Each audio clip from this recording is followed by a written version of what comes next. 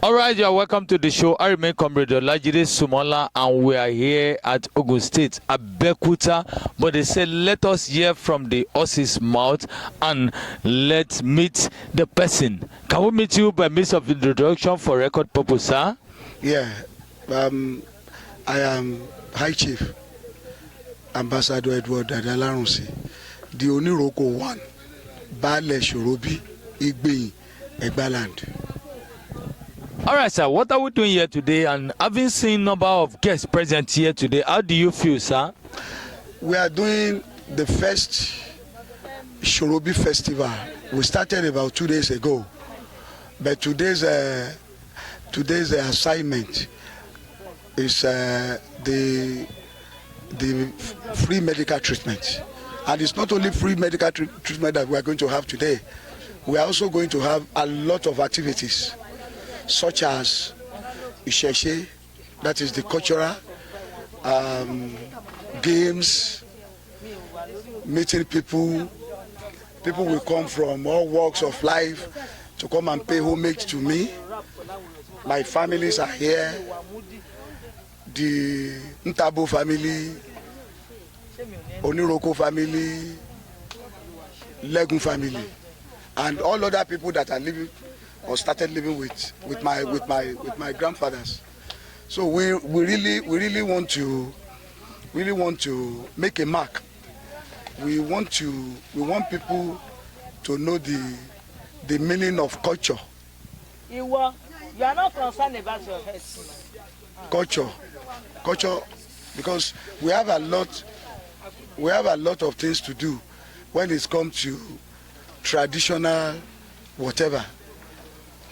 I became the Baale of this very place about 365 days ago by the grace of God, and we started having things to make sure that the first thing we applied for from God Almighty is the unity among the children, the sons and daughters of Sorobi, the people that came to live with us, the people that are still planning to come and live with us, ourselves, and people like you. You've been with us since yesterday. You can see a lot of things that is happening here. We are for government. We are law-abiding citizens. I am the royal father of this place. There is no small place where they post you to. I've been posted to Sorobi by Almighty Allah, supported by those people that have interest and knows that I can do one or two things. That's why I'm here. I thank God for this opportunity given to me so that I can be able to express myself a little. All right, let me take you to another dimension, sir. Have you been a comrade, human activist, the voice of the people, the public opinion, and have you come into this post of Baale, aspiring the post of a king? What is your mission and your vision, sir? My mission and vision, I have a tall order. I have a very, very tall order. I've been there, I've done a lot of things in this country. With my 60 years, if I tell you that what I'm going to tell you about my 60 years, you'll be so surprised. I've surpassed that 60 years in doing things. Number one, I love meeting people. And I love sustaining the relationship that I have with people. Today, I have friends who I can tell you categorically that we've been together for more than 46 years. Olaya is an actor, Ebun. We've been together for 46 good years. I have a lot of people like that. I like to sustain relationship. I don't like to hurt people. But if you try to hurt me, I'm an animal. I will change to you and you'll see the other side of me. But I will not allow myself to hit you first. But if you hit me, you are in trouble. All right. Lastly, on my part, in the next 5-10 years, where do you aspire to take Sorobi land to? Almighty God. The first thing I want God to do for me, that in the next 5 years, I need a mini mega city. I've told them since the time I became Baale, I said, I am not a village Baale. I am a community Baale. I want to grow from community to a mega city.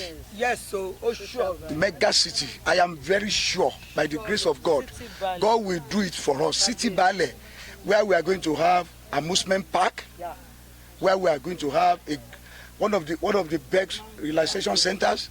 We are going to have hotel. Right now, we don't have a public school. We need it. We are going to have a computer college. We want to have a library. We want to have in with our people. And when you want to talk of medical, that's why if you look at my back, you see that we have free medical treatment here. We have a public bowl that I came up with, and because of my dad supposed to be in this position I am today, but my dad is an old man. He left us about 20-something years ago at the age of 80. It's late. I really enjoyed him when he was alive. That's why we named that bowl after him. That is the water of late Chief Christopher Akoni Baale Larunsi. Okay, coming to your humanitarian life, your relentless service to lifting humanity, youth, and people in the community. How come about it, sir? I don't believe in you coming to me that I don't have money. I'm hungry. I don't believe in it. The little amount of money I have, we have to share it. Yes. The food I have, we have to share it. Yes, so I don't believe in it.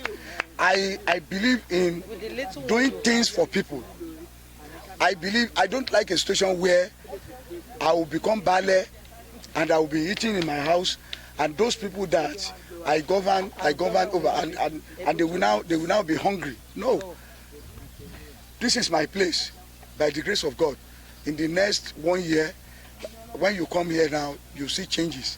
My people will support me and build it by the grace of God. Amen. But instead of me putting borehole here, I put borehole over there for the public. My own borehole will come later. You understand? Let us satisfy people outside first before we now think about my family, whatever. No, I love giving back to the society. I love it. All right. Baale, pardon me, I said lastly for my question, but I want to ask something.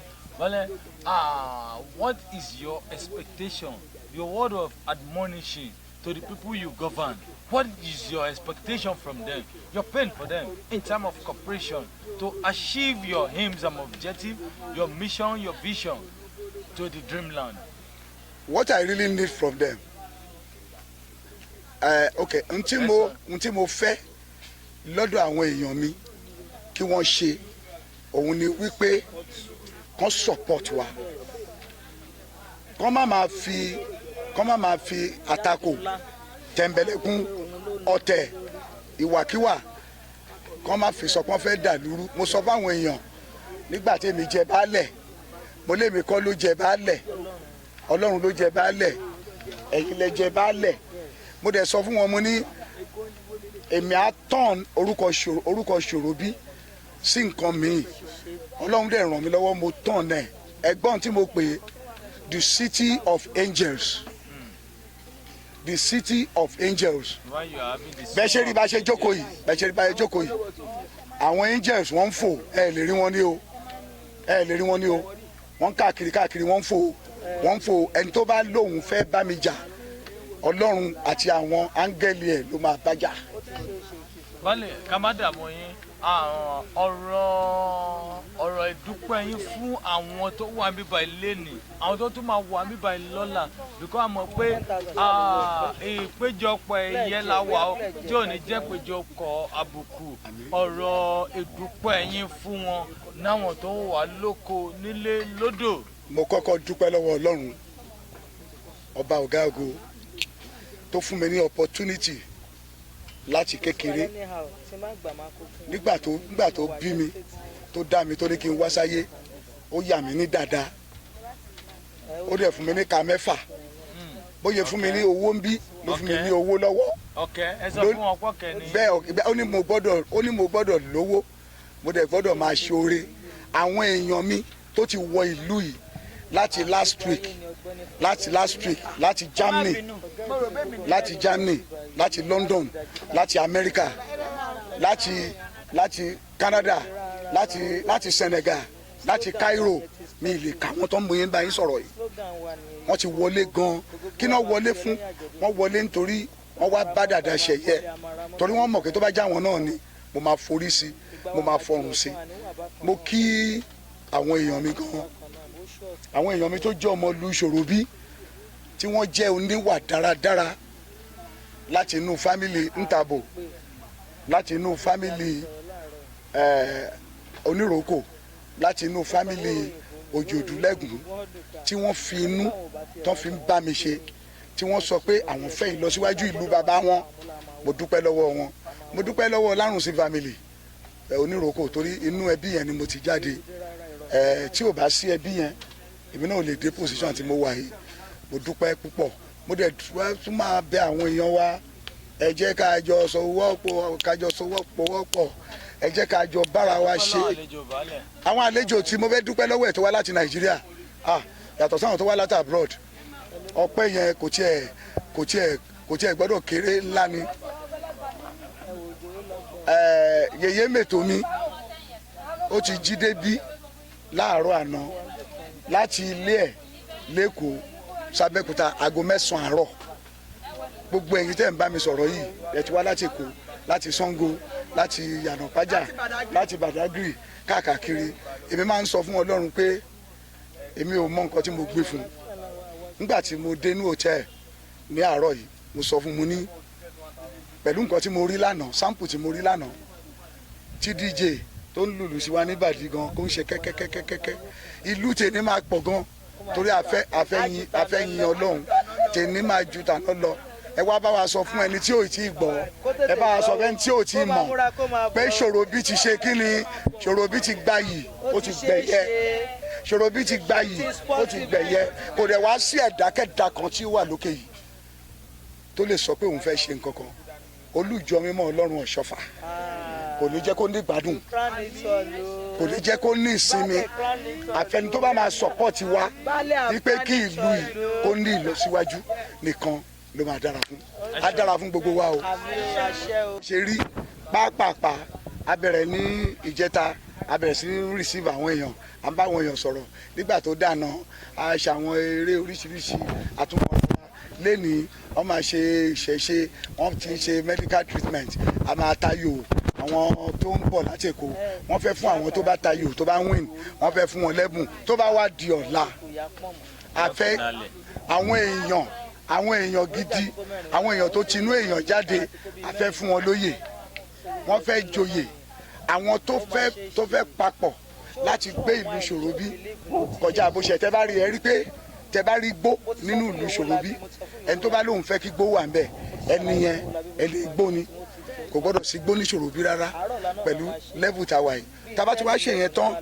lọ́la tó bá dago 12 gbogbo àwọn oníròyìn àwọn tá a jọ ń ṣiṣẹ́ kí n tó di baálẹ̀ wọ́n fẹ́ tẹ́ wa sórí afẹ́fẹ́ wọ́n fẹ́ pọ̀ lórí red carpet wọ́n fẹ́ bá wa sọ̀rọ̀ wọ́n fẹ́ yà wá wọ́n fẹ́ gbé wa síta tó bá wá dago 2 ló wá di gẹ́ngẹ́ngẹ́ngẹ́ngẹ́n yẹn ni Sefiu Alao bàbá oko fẹ́ sọ̀rọ̀ ọ̀rọ̀ gbẹ̀yìn tó ń sọ lánàá ìlú kan Igbein kò dárúkọ Sorobi ọ̀la ló gbọ́dọ̀ dárúkọ Sorobi lọ́la Sorobi nìkan máa dárúkọ mo dẹ̀ wá fún gbogbo yín báyìí pé ẹ máa bá mi pè dáadáa wípé Sorobi ó tún wá ní nǹkan kan lẹ́yìn ọmọ Sorobi ní Sorobi ń jẹ́ ọmọ Sorobi bẹ́ẹ̀ ni wọ́n ṣọ́ọ̀tì náà ni ọmọ Sorobi. kábíyèsí ẹ má sọ gbogbo ẹ fún ẹ bá wa kí wọn